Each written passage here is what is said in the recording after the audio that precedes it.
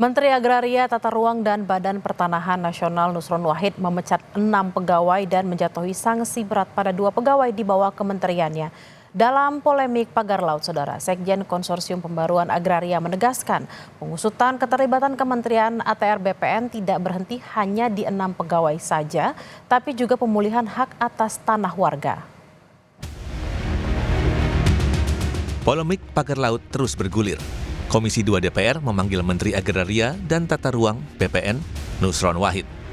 Dalam rapat, Nusron bilang telah membatalkan 50 dari 280 sertifikat terkait polemik pagar laut di Tangerang. Nusron sebut pembatalan sertifikat masih akan berpotensi bertambah. Tak hanya itu, buntut dari pemasangan pagar laut, 6 pegawai Kementerian ATR BPN diberhentikan dan 2 pegawai dijatuhi sanksi berat. Salah satu pegawai Kementerian ATR BPN yang diberhentikan adalah Kepala Kantor Pertanahan Kabupaten Tangerang saat itu.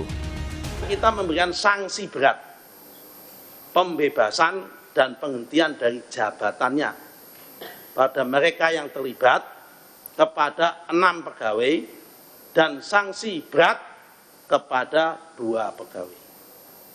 Nah, nama-nama pegawainya siapa saja kami nggak bisa sebut.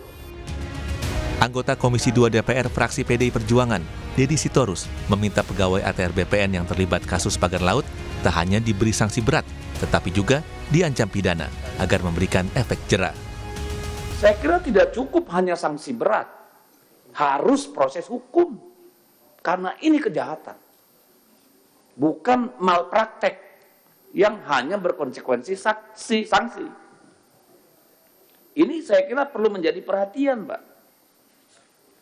Ya, termasuk yang di Surabaya dan sebagainya itu, termasuk yang Bekasi tadi. Kalau nggak bisa dibatalin, Pak, itu yang menerbitkan sertifikatnya, proses hukum dulu, Pak. Sehingga bisa dibatalkan bahwa itu produk cacat hukum.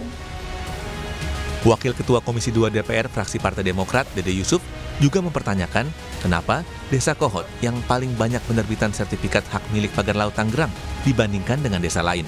Dede Yusuf menduga ada permainan antara pihak pengembang dan wilayah tertentu. Saya masih bingung, Pak Nusron, ya, kenapa Desa Kohot paling banyak dibanding dengan desa lain. Ya, bahkan saya dengar katanya kepala desanya naik Rubicon. Kami aja belum tentu kebeli di sini.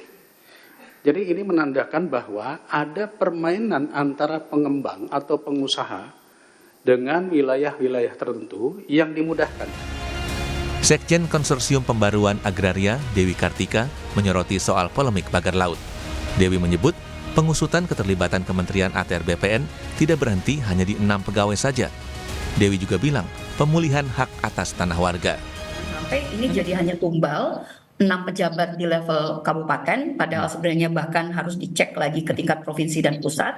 Kemudian juga lintas kementeriannya seperti apa, sehingga kebutuhan untuk membentuk satgas itu menjadi penting atau namanya apapun ya.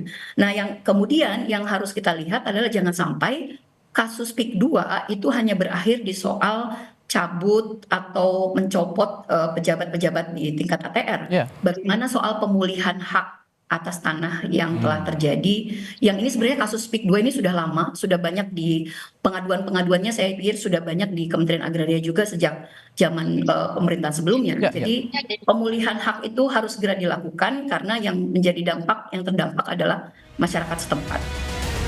Berikut adalah 8 pejabat kantor pertanahan Kabupaten Tangerang yang dijatuhi sanksi pencopotan jabatan hingga pemecatan yang diduga terlibat kasus pagar laut. JS, Kepala Kantor Pertanahan Kabupaten Tangerang; SH, ex-Kepala Seksi Penetapan Hak dan Pendaftaran; ET, ex-Kepala Seksi Survei dan Pemetaan; LM, ex-Kepala Survei dan Pemetaan; KA, ex-PLT Kepala Seksi Penetapan Hak dan Pendaftaran; WS, YS, dan NS, Ketua Panitia. Di hari yang sama, Menteri Lingkungan Hidup, Hanif Faisal Nurofik, menyegel pagar laut area reklamasi di perairan Tarumajaya, Kabupaten Bekasi, Jawa Barat. Menurut rencana, semua pihak yang terlibat dalam kegiatan pemagaran laut dan reklamasi akan dipanggil. Tim Liputan, Kompas TV.